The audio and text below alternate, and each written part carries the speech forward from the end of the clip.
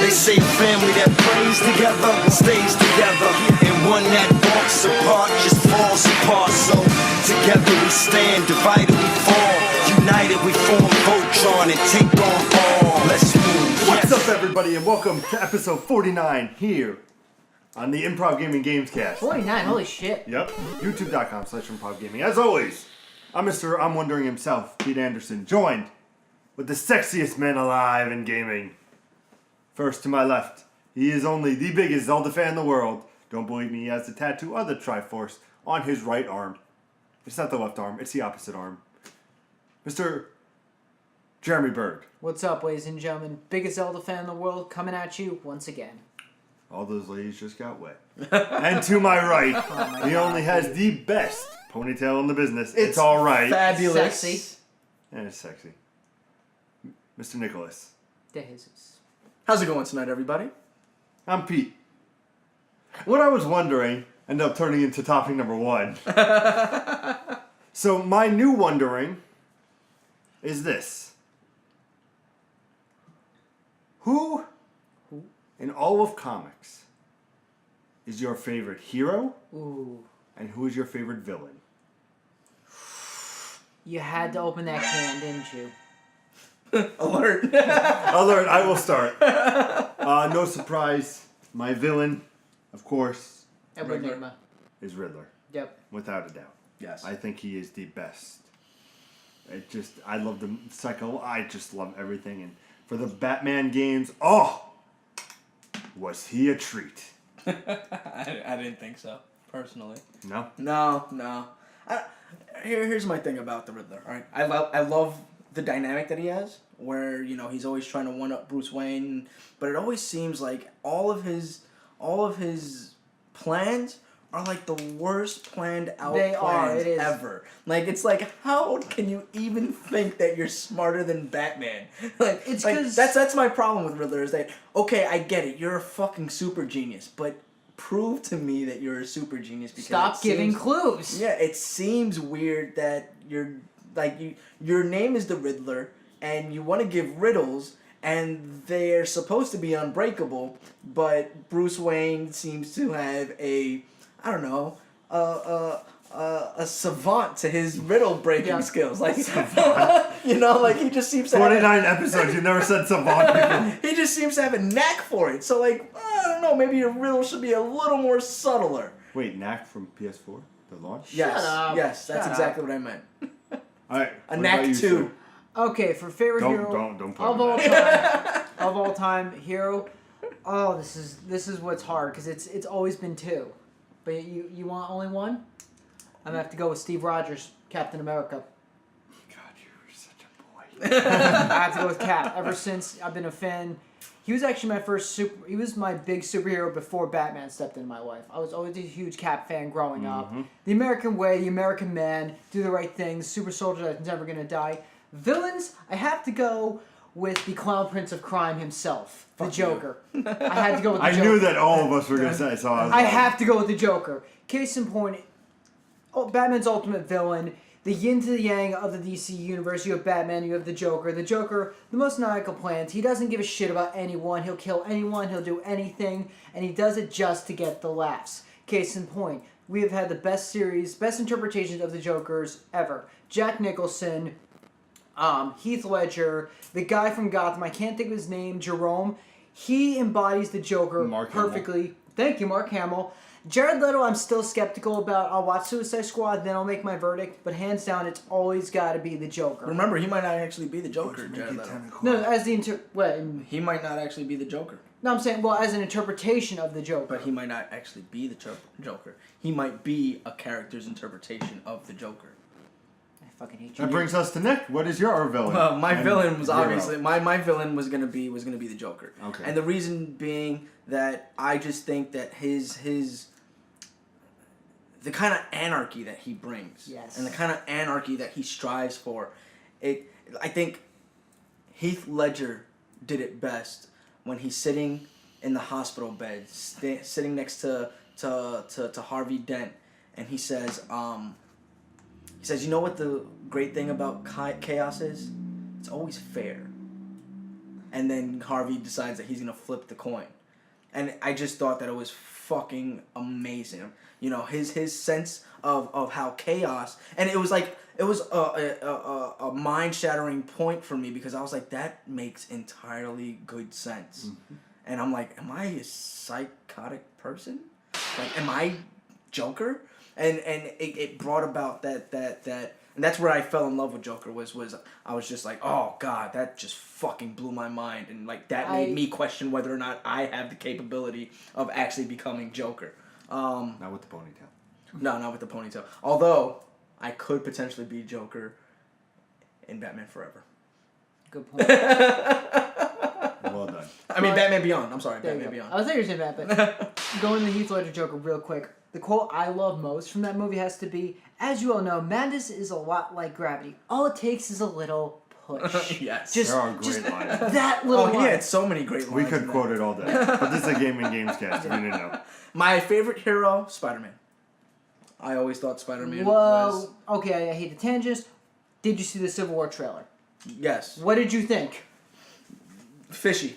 I love him. Fishy. I fucking love him. Very fishy. I'm very fishy about his suit. Very specific about his suit and what I saw. I'll send on you a his link suit. about something. They go into great detail on it. I'll send you that link. I get what they're doing, and I'm very fishy about the suit, and I'm just sitting there like, I don't know what they're trying to accomplish with this because, in my mind, Spider-Man was established before he went into Civil War. It's not some punk kid that got recruited into the Civil War. You know what I'm saying? We'll find out what happens. So in my mind, it's always been, you know, Peter Parker was already a superhero. He was already well known. Yeah. People were already shouting his name. He wasn't just some kid that was trying to make a difference and then got caught up with the Avenger beef. I like it. So that's my whole take on it. And the suit just exemplifies how much I'm very fucking against it because it's clearly one person helping him out with his suit, and I'm just like, fuck you, that's not how it happened. And that's why I'm not Well, that's what happens when a character gets triple rebooted in the movie series, and they're trying to, because it's a key part of Civil War. That's why. Who's your hero? Because you haven't said your hero. Yeah, we kind I of. You just threw it on me. My hero may surprise you. Might It's not. the Thing from Fantastic Four. Really? I think you're full of shit. What do you think, Nick? I think you're full of shit because I think your hero is Batman. No! I think your hero But- is Batman. Close. My favorite hero Robin. Iron Man. is Green Arrow. Oh, I should have That's seen that kinda coming. close. I love everything about the Green Arrow because everybody's so hopped up on Batman, and I do love me some Batman, but I just feel like the Green Arrow is just so well done and just so just perfect in every way where he's underrated. And I'm just like, you know, Batman gets all this love, but I'm like, if you really think about it, like, it's just like how he gets the crew and like, it's just very well done, I think, in all honesty. Yes. Watch DC Legends of Tomorrow. They actually did a future Oliver Queen where he has the full. Yep, I've seen that. Oh, you saw it? Mm-hmm. I've seen pictures, but No, watch the episode. Well done, DC. That actually was a really good interpretation of it. It was a good episode. But if you didn't know, this is a video games gamescast. The greatest video games gamecast in all of Mushroom Kingdom, in all of Albion, and in all of the Nick Shitty, Jeremy OK, me happy it's taking a year off, Assassin's Creed franchise. Not okay. Fuck Assassin's Creed. We are three best friends. Come and talk to you about gaming. I'm going to a news, big everyone? one now. Every Monday, Every Monday, Wednesday, Friday. We also honor you with Let's Plays on Tuesday and Thursday. We also, from time to time, do some live streams. And myself and Jeremy, occasionally with the yearly release of Nick's one-up videos of big news that happened. Whatever happened to that series? What's up? Big news and gaming that you missed during. What happened to that series? Big things didn't happen that much. Oh, you full of shit. No, No, it was good stuff. The big stuff. The biggest game that sold in February. Any guesses? What was the biggest game? The #1 game that sold in February? Guesses go. No. Guesses go. I don't know. Far Cry Primal. Not a Really? surprise. No, Well, what not else really. was gonna be? Not really. There was nothing else that came out. It had no competition. I mean, well, Street Fighter, but Street Fighter was 6. but Really? was it Yeah. really? Wow, Well, that's exclusive. kind of surprising. Yeah, that's true. yeah. You got exclusivity, but I would still think that That would be higher. everybody would be getting ready for Evo. You'd be surprised. Maybe in March. If that sounds good to you, hit that subscribe button.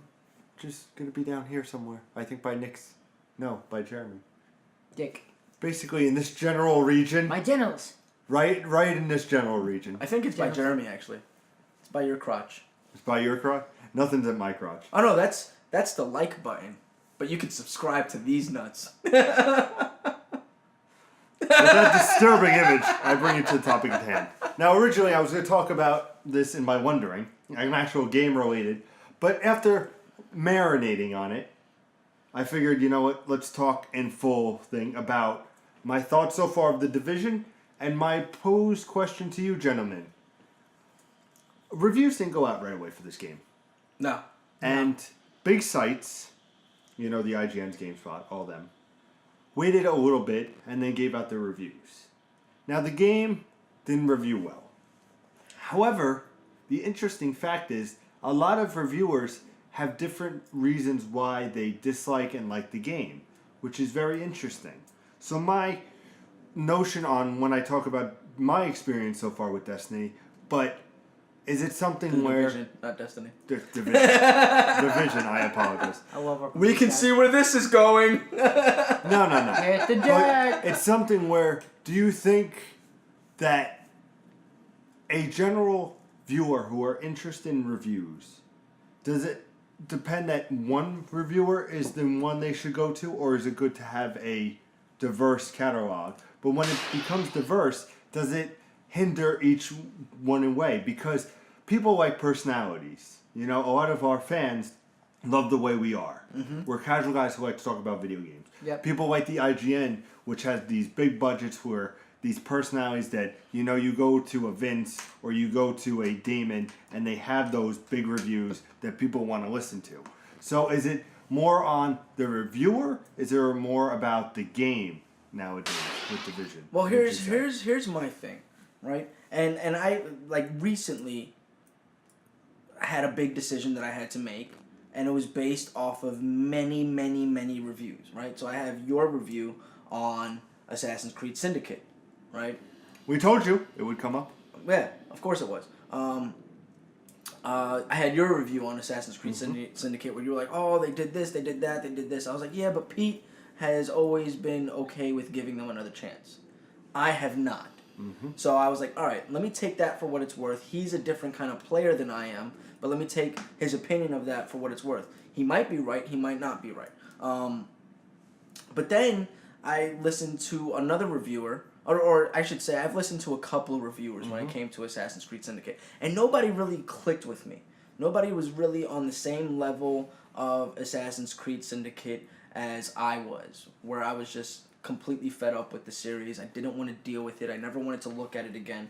And it was all because of Unity, and they weren't saying the key words that I was kind of looking for to tell me that, okay, this is the kind of gamer that I am, so maybe I will like it. And then there was one reviewer, and I already told you guys the story where he said YouTube.com/ImprovGaming. On YouTube.com/ImprovGaming, where he said very specifically, if you got into Assassin's Creed 2, then you are going to like the no. He said the changes that they made from Assassin's Creed Unity to Syndicate are pretty much the same in terms of improving the gameplay, the way that the changes went from Assassin's Creed the original to Assassin's Creed 2. And I was like, that's a very bold statement for somebody to make. And I hadn't heard that before. So then I was like, you know what? This has convinced me to at least try the game. And I already told you guys I was never going to fucking try it. But this one guy said it. But if I hadn't listened to this guy, that guy, this guy, Pete, other people, I probably would have never came across this person that said, oh, you've got to check this out. If you liked Assassin's Creed 2, you've got to check out Syndicate. And I was just like, all right.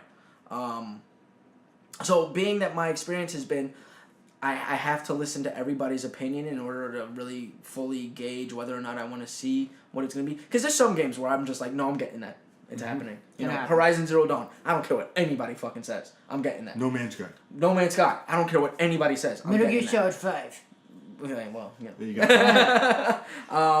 What's the other one? Matterfall. I don't care what anybody says. That looks interesting. Yeah, we're both getting Matterfall. Quantum Break. I don't care what anybody says. That looks good. You know what I'm saying? Like, these are interesting looking games that I'm shelling out the cash for regardless. But it's the ones that I'm questioning that I need some guidance or somebody to talk to me about. And but do you think that too many guidance can steer you wrong? I don't think so. You think it's for best? I think it's by far for best because I understand what you're saying where it's like, okay, so you listen to this reviewer and he's saying all these things are positive, but these things are negative. And then this reviewer is saying, well, the things that guy thought was negative are positives, and the things that guy thought were positives are negatives. Well, now you have two different people, and you need to find a third person that's somewhere in the middle. Yeah, but it's also something like when I look at reviews, I tend to look at who I play more. You and me are vastly different game players, as well as you and me. Yep. You know, when you don't like the exploration, story-driven of Firewatch, you know, I value your opinion, but a lot of reviewers are saying, check it out. And it's still in my cart because I'm like, do I want to check it out? Do I not? And I think once I'm completely done with Division, I think I'm going to take a night and go into Firewatch and see for myself what my thoughts are, you know? See, but here's the thing. Like, a lot of those reviewers that gave Firewatch these great appraisal are now taking it back. They're now going back and going, wait a minute. There is something wrong with this game. There's something very wrong with this game that I didn't realize at first. Well, that was the hype. Everybody was so hyped up on Exactly. And Firewatch, that's and nobody why, knows why. Huh? And nobody knows why. Like, it was just a big hype, and then... Because everybody was excited for That's it. like the Division. I'm so happy that... And that's why I also think they waited, because there was so many things going on with Division. Everybody's playing it. Who plays it loves it, you know? But some reviewers are like, no, let me give it some time. And after you marinate on it, look what happens. Well, again, what I think is happening with the Division is that people are very used to a very specific Tom Clancy game. Mm-hmm. And now things are getting lost in the transition to a very different type of Tom Clancy game. And my fear is the other one that's coming out. What is it? Wildlands. Wildlands. My fear is that Wildlands is going to suffer from this. But it's Ubisoft's most successful launch of a franchise within their 30 years. Wildlands is their... No, Division.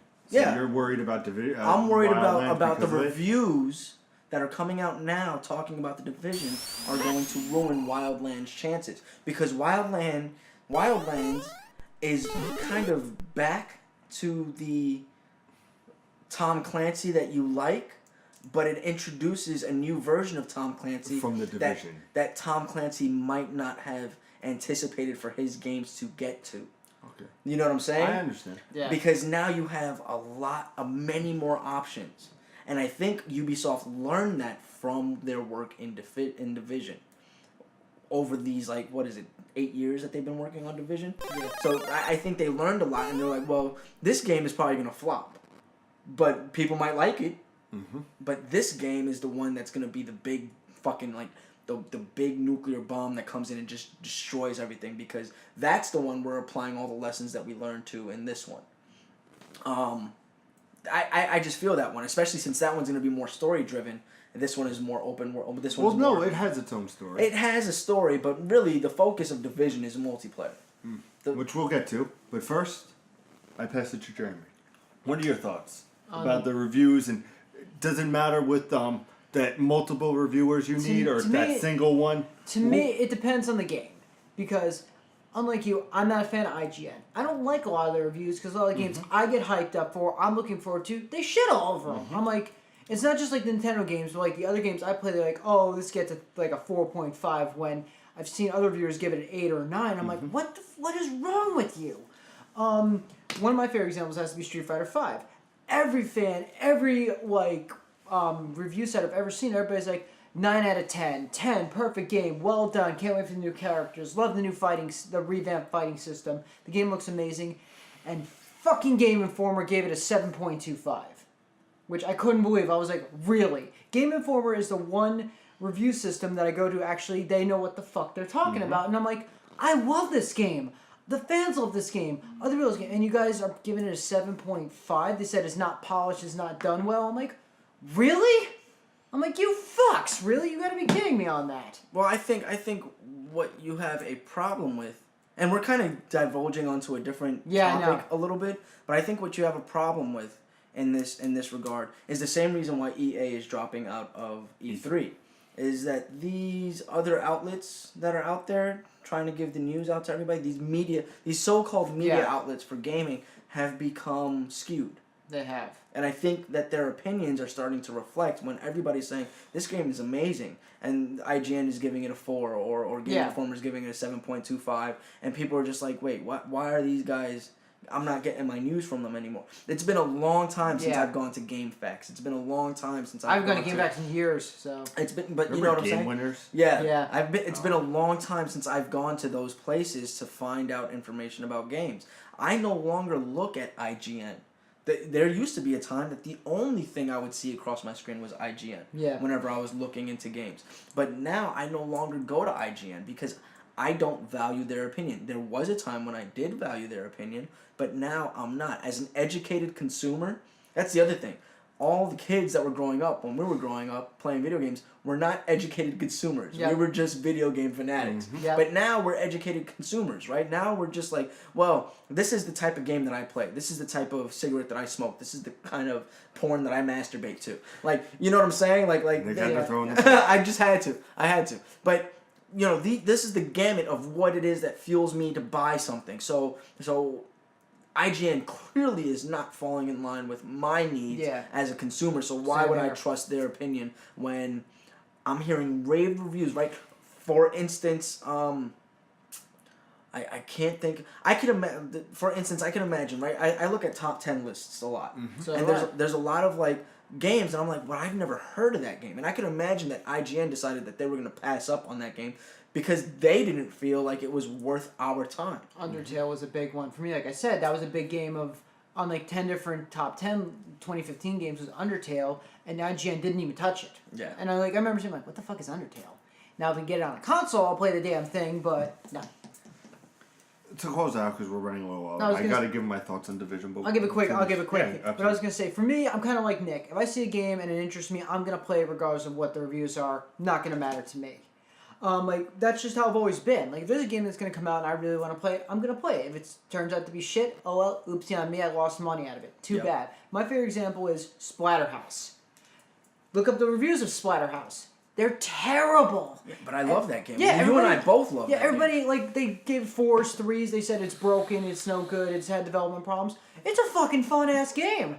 Like, if you want over-the-top violence and just, like, split it. If you want to play a game that has over-the-top violence and you can, instead of killing people, like in Division or, like, Call of Duty, you just fucking destroy monsters the whole game, and it's just a blast of a game to play. And everybody's like, but I heard that game sucked. Here's the game. I want it back in a week. Play a couple hours of it, then tell me what you think. And I love doing that to people. That's all you really need is fucking a couple of hours with that game, and you can fucking master it. Yep. And it's very simple. It's very straightforward, and it's back to basics. Minus the healing factor thing. But it's back to basics. You know what I'm saying? Like it's a very back to basics game, which is a good thing because we needed that at that time. Very simple. I'm sorry, Pete. Please. Now you can hear. I just want to get that out of the way. So. Well, I mean, I'm enjoying this, right? I don't know about you guys. Well, this episode was more. It was less about the Division, more about the Division in reviews. The reviews. Well, I'm touching on the Division before we leave. Don't you worry, because I have a little bit to say. But let me give you my thoughts on the reviews topic type thing. I like to go to a plethora of people. I do. I like to see. What was this plethora? I just fucking love that about it. But in the end, I said, certain things will stand. Ratchet and Clank may not be the best game, but I'm going to pick it up. Yep. Uncharted could suck, but people are going to pick it up, but it's not going to suck. You know what I mean? It's going to be certain things. But things that I'm curious about... What do you think about the QuickTime events that they added to Uncharted 4? That's a topic for another day. Have you heard about that? He's like, fuck!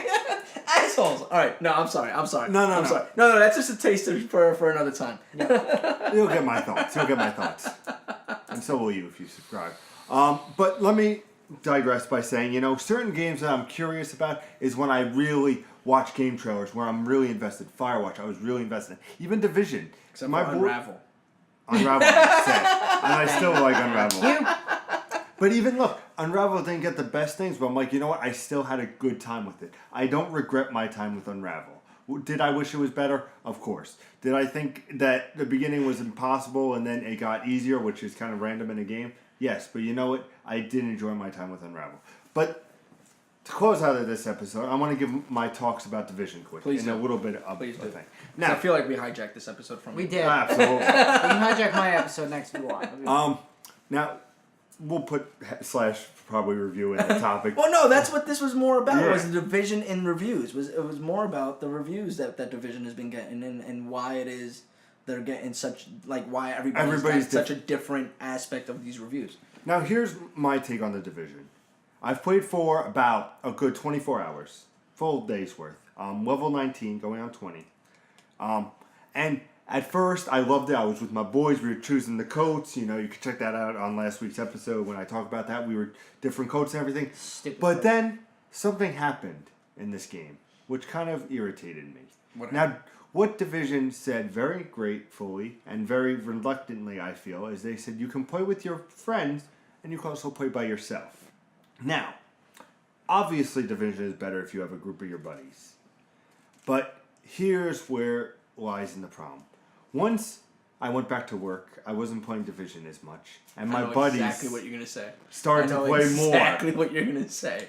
So they're exactly what you're going to say. He definitely did nick this episode. He definitely Nicked it. He nicked way. But basically they got to a higher level and I was lower. And I was like, all right, that's fine.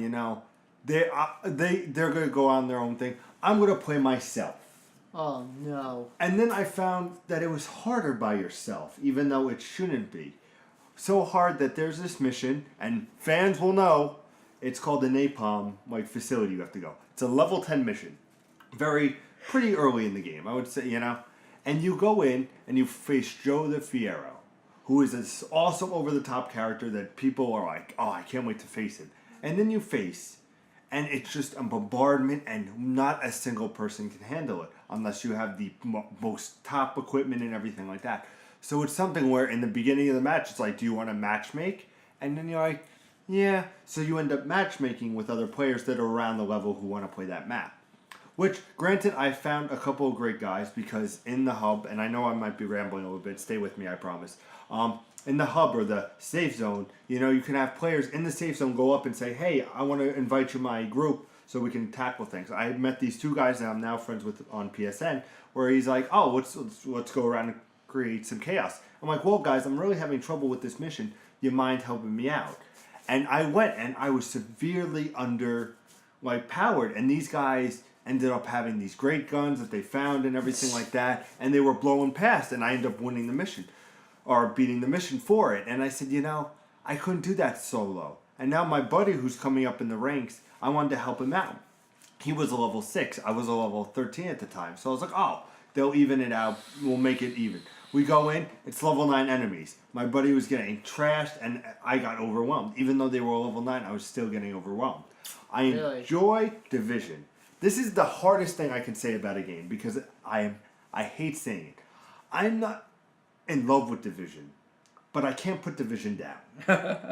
I hate games like that. It's a frustrating it's game. The worst it's one of those, thing good ever. Frustrating? Or? Yeah, I'm enjoying, when I spend time in Division, that hypothetical Manhattan. Let me tell you something. I was intrigued because I'm in Times Square. I said, I used to do stand-up in the city.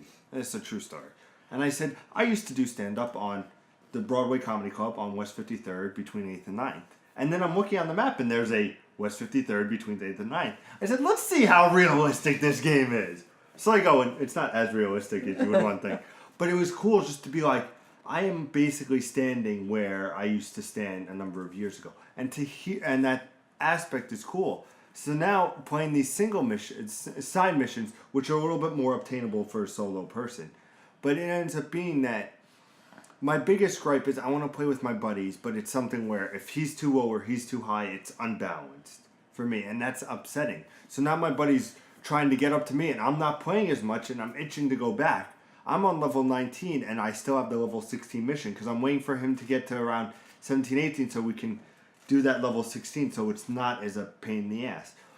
The best thing I could say about Division, it's a beautiful game, everything's great about it, you know, but they definitely have to work on it. I think Destiny had it nicely padded with the enemies and people dropping in if you're higher levels and making it a little bit more of a fair, even playing field. Well, are you ready? Since we're recording this on a Thursday, I'm going to give you guys a Throwback Thursday. Nice. Are you guys ready for it? Yes. It's a fucking MMO. It is. To me, like, again, I've had a lot of experiences with MMOs. Seems like this has been a year in the making. Yeah. Exactly. This is actually quite honestly a year in the making. Because last week was our anniversary, so and this week the second this would be perfect timing for a Throwback Thursday. Yeah. Boom. It's an MMO. Yes. So in my experience with the MMO, you are describing the exact mechanics of an MMO. I haven't played Division, and I thought that Division, and my continuous like opinion on Division was Division is going to succeed in providing the MMO experience that Destiny tried to provide. Agreed. And I think by your description, they are doing it. They are doing it. I think they're doing it very well. By your description, again. Yeah. I think it keeps you. Once you're in it, you don't want to give. But then there's that brick wall you hit with some of these missions like where an MMO. Yeah, and I was just like, but it makes you want to come back. Like it's fascinating how this game has affected me in so many ways, and that's why I also think the reviews have waited because people are frustrated, but they're like, I want to get into it, and it's hard of a game, even though it's an MMO. No, I'm not saying that. The review. This is why, and this is another point about the reviews. I think the reason why the reviewers are having such a difficult time reviewing this game is because they're console reviewers reviewing a PC game. Mic drop. No, I'm not saying. I'm not saying that it's a mic. Yeah, like an absolutely. MMO environment used to be a very PC oriented franchise or genre, and now these consoles can handle that. So now MMOs are going to come to consoles, and now console reviewers, I should say, are not going to know how to handle it. And again, I said this with Destiny. I said this is a sight of things to come, because remember when Destiny came out, people were very mixed up on the reviews of it. Yep. And they didn't know how to receive Destiny. And now you're seeing that again with the Division. People don't know how to receive it because traditionally anything that was multiplayer was never MMO based. And now these MMO games are coming out. And I'm not talking MOBAs, I'm talking MMO, massive multiplayer online games, where the point of the game is the grind. Right? Just like the point in the hood is the grind, right? Like it's all about the grind. So MMOs have provided that to PC gamers, and now consoles are starting to get them, and they don't know how to receive them. That's my basic point. And again, and not to say you can say hashtag Nick's a dick, but Hashtag Nick's got a point. Hashtag Nick's a dick because I hate to say I told you so. Yep, like a year ago I was saying so. a year ago I was saying the same exact point, and here we are. We've come full circle a year later, literally a year later. I'm sitting here. I'm going, but guys, it's an MMO. Why doesn't anybody understand this? And I think it's because reviewers have always been specific on what they've done. Now, where we benefit from is that we've had a gamut of experiences. We weren't just fucking funneled into, I'm just going to review Sony games. I'm just going to review Microsoft games. I'm just going to review Wii games. We have a wide experience around us. And I happen to have this experience with this kind of game that I got hooked on and lost like years of my life to. And I'm just like, that's where this is coming from. Now, in closing, because we're running a little bit low, my final thoughts for right now, because granted, I have not been into the Dark Zone yet, which I hear is a great part of the game, but I want to build up and finish the game and then go into Dark Zone, because I hear that's its own little beast in and of itself. Yes. So definitely check that out on a future episode. Like an MMO. Oh, who said that? But no,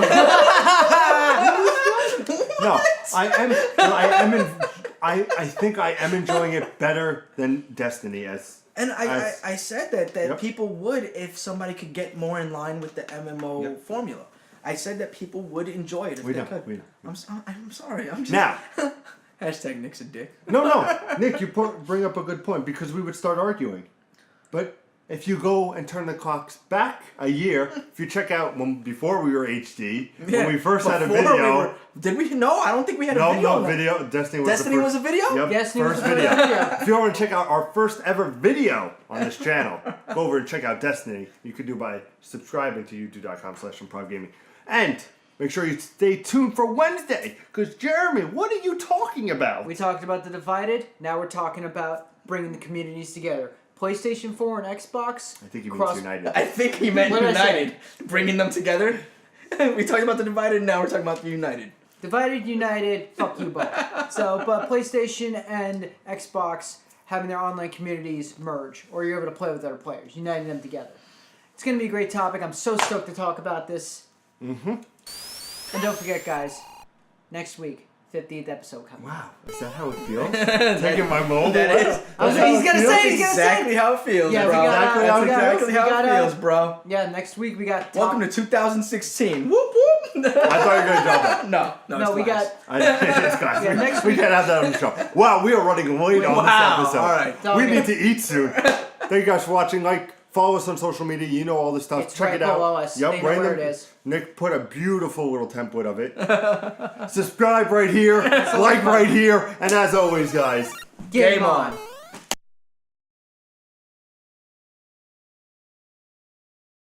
I would like to make a suggestion. Later this time. This is getting a little ridiculous. That's fine. Because after a while, like I don't mind keeping a couple.